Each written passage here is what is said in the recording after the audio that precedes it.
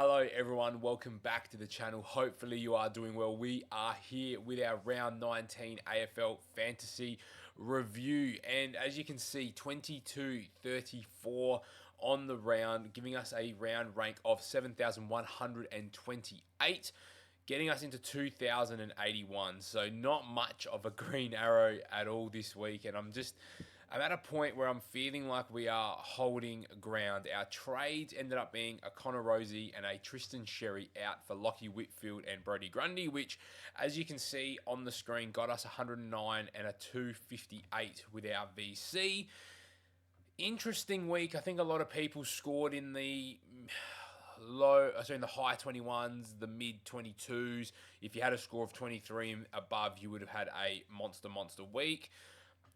Few things didn't go our way. Zach Butters copped the poor conditions there in Hobart and then copped the tag from Finn McGuinness.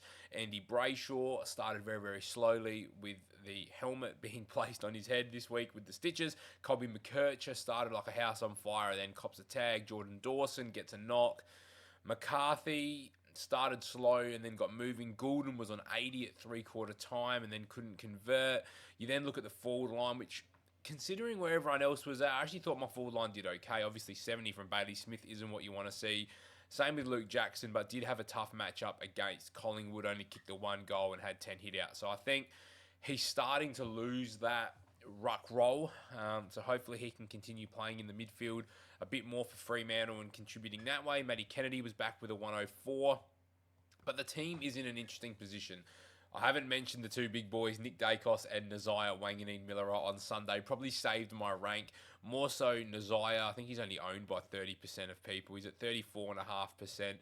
Nick Dacos is at 52%. Very happy with those guys. Then we've got a Jack Sinclair, who I've owned for a few weeks now, pretty much post-buy. I reckon I brought him in for that 64, 79, 92 stretch, but then has gone back-to-back hundreds with a really good matchup here for the next month, really. He goes Melbourne, North Melbourne, Richmond, and Essendon. And with Nazaya doing what he's doing, hopefully Jack Sinclair can kind of get some points off the back of that. The team is in a really interesting spot, though. So probably the 4 weak areas we're looking at are Colby, Callum Mills, Chera, and McCarthy, and that'll be where the focus of our moves are over the next few weeks.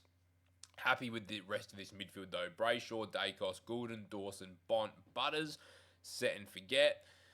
Forward line, barring injuries, I'm probably happy enough with the forward line. Obviously, at some point, I need to cash out May and Taru, and we can probably look at a Dylan Moore, hopefully in that sort of price range. Maybe a Dan Curtin as a 23rd premium, maybe, or we start looking at Johnson and Rouston and Liddy and how we can turn one of them into another midfielder.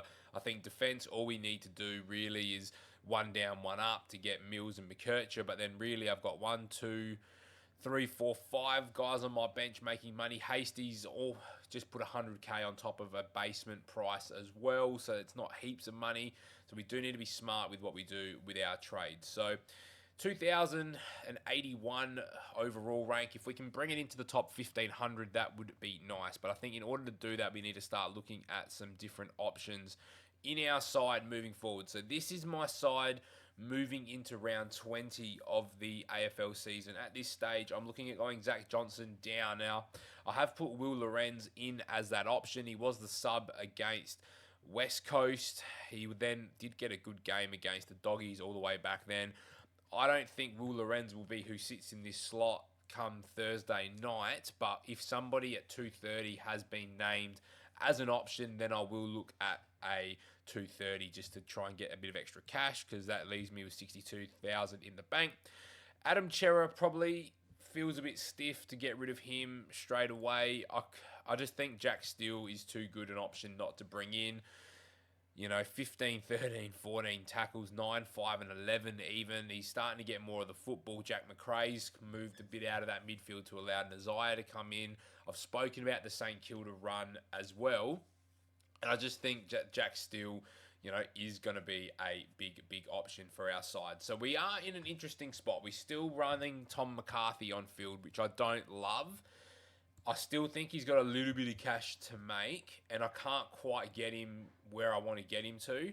Next week will probably be whoever the highest price rookie is between May and Rouston. Hopefully Rouston just gets dropped and he holds price, because I don't think he's going to hit his 46. Matty Liddy is definitely not going to hit his 56, and I'd be surprised if Liddy stays in the side this week. Taru's break even is at 40. Actually, was I reading that right? So I was reading that the wrong way around. So Liddy's got a 40 break even. Rouston has a 53 break even. So I think they're going to start going backwards in cash if they keep playing. Archer Mays is 28, so he's still got some time on his side.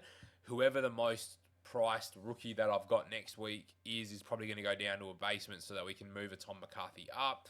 He gets Fremantle, but then he gets Melbourne, which Melbourne isn't the worst matchup for halfbacks as well. But again, he's still putting 70s up on the board, so he's not a priority, but he's going to be a luxury move.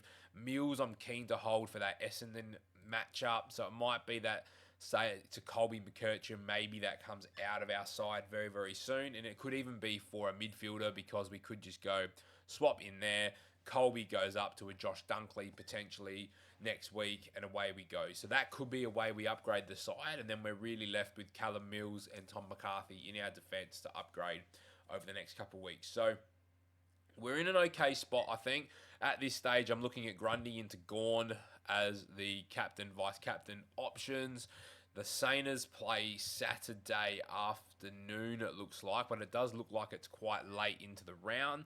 And they obviously play Melbourne. So what we could do is we get a look at Friday night Brodie Grundy against Kieran Briggs. And if we like that score, we'll just swap Gawn and Boyd around, because they're playing in the same game. So we'll get our loop that way, which would be very nice from Brodie Grundy if he can keep the form going. Those 120 plus scores. What's that? 1, 2, 3, 4, 5. 4 of the last 5 above 121. Plus, he had a stretch of an extra 3 games before the bye above 121 as well. He's just in some absolute form. Spent most of the last quarter on the bench as well. Did exactly what he needed to do in that game. So we are, I think, in a good spot. Let me know in the comments where you think my side's at and what moves I should be making for my side. Also, get your trade plans in the comments below, and I'll try and support you where I can with those this week. And I'll see you guys very, very shortly for another video on the channel.